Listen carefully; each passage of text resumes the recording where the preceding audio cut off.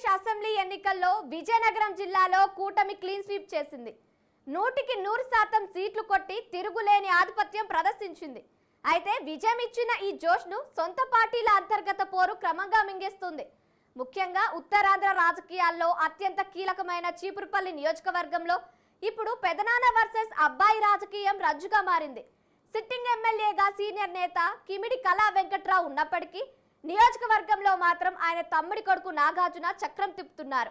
ఒకే కుటుంబానికి చెందిన ఈ ఇద్దరు బలమైన నేతల మధ్య జరుగుతున్న ఆధిపత్య పోరు చీపురుపల్లిలో పసుపు పార్టీ పునాదులను కదిలిస్తోందా? వచ్చే ఎన్నికల నాటికి ఈ ప్రచన్న యుద్ధం ఎలాంటి రాజకీయ ప్రకంపనలు సృష్టించబోతోంది? Let's watch this story.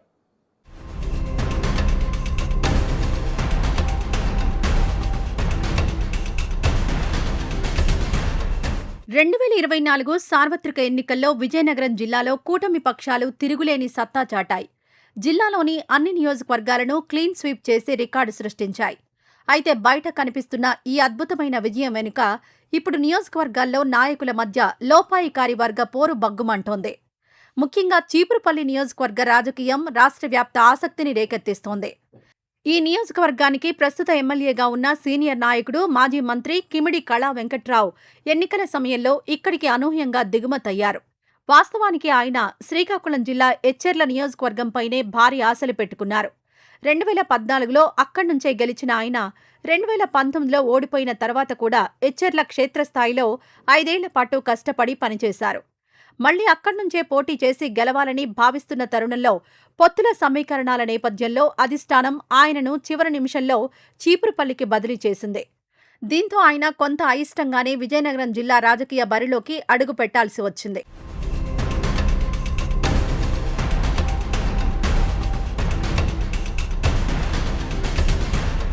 Kala Venkatrao చీపురుపల్లికి రాకముందు అక్కడి పార్టీ బాధ్యతలన్నీ ఆయన తమ్ముడి కొడుకు కిమిడి నాగార్జున భుజస్కంధాలపైనే ఉండేవి.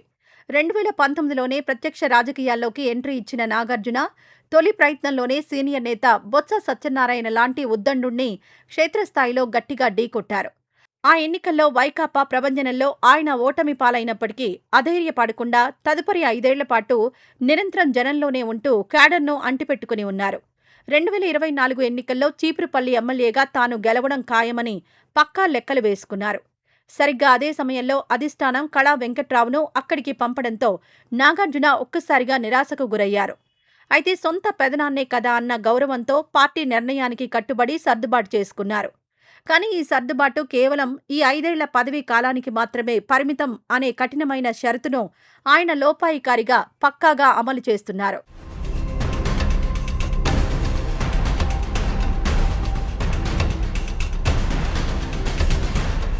టికెట్ త్యాగం చేసిన యువ నాయకుడు కిమిడి నాగార్జునకు పార్టీ జాతీయ ప్రధాన కార్యదర్శి, మంత్రి నారా లోకేష్ నుంచి అపూర్వమైన ప్రోత్సాహం లభిస్తోంది. నారా లోకేష్ కోర్ టీంలో అత్యంత చురుకైన సభ్యుడిగా ఉన్న నాగార్జున విధేయతకు అధిష్టానం తగిన ప్రాధాన్యత ఇచ్చింది. ఆయన క్షేత్రస్థాయి కష్టాన్ని గుర్తించిన హైకమాండ్ అత్యంత కీలకమైన విజయనగరం జిల్లా తెలుగుదేశం పార్టీ అధ్యక్ష బాధ్యతలను కట్టబెట్టింది. అంతేకాకుండా ఉమ్మడి జిల్లా రాజకీయాల్లో ఆర్థికంగా, సంస్థాగతంగా ఎంతో పట్టునిచ్చే జిల్లా కేంద్ర సహకార బ్యాంక్ అంటే డీసీసీబీ చైర్మన్ పదవిని కూడా నాగార్జునకే కేటాయించింది.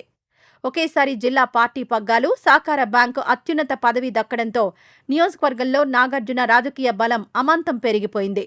అధికారికంగా ఎమ్మెల్యే సీటులో పెదనాన్న కూర్చున్నప్పటికీ పార్టీ సంస్థాగత యంత్రాంగంపై మాత్రం అబ్బాయి సంపూర్ణ ఆధిపత్యం చలాయించే స్థాయికి ఎదిగారు.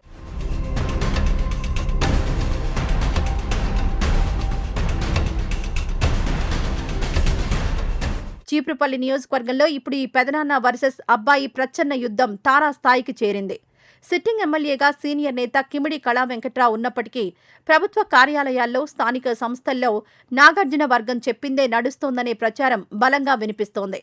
నియోజకవర్గ స్థాయి అధికారుల బదిలీలు, స్థానిక కాంట్రాక్టులు, సంక్షేమ లబ్ధిదారుల ఎంపికలో అబ్బాయి హవా కొనసాగుతూ ఉండడంతో సీనియర్ కళా వెంకట్రావు వర్గీయులు తీవ్ర అసంతృప్తితో రగిలిపోతున్నారు. దశాబ్దాలుగా కళా వెంట నడిచిన పాత కార్యకర్తలకు క్షేత్రస్థాయిలో పనులు కావడం లేదనే ఆవేదన వ్యక్తమవుతోంది. పరిస్థితులు చేయి దాటుతూ ఉండడంతో స్వయంగా కళా వెంకట్రావు సైతం రంగంలోకి దిగారు. నియోజకవర్గంలో తాను ప్రజలు ఎన్నుకున్న శాసనసభ్యుడని, పరిపాలనాపరమైన ప్రతి విషయంలో తన మాటే చెల్లాలని ఆయన అధికారులకు, పార్టీ శ్రేణులకు కరాఖండిగా స్పష్టం చేస్తున్నారు. దీంతో చీపురుపల్లి పసుపు శిబిరంలో 2 వేర్వేరు సమాంతర అధికార కేంద్రాలు ఏర్పాటయ్యాయి.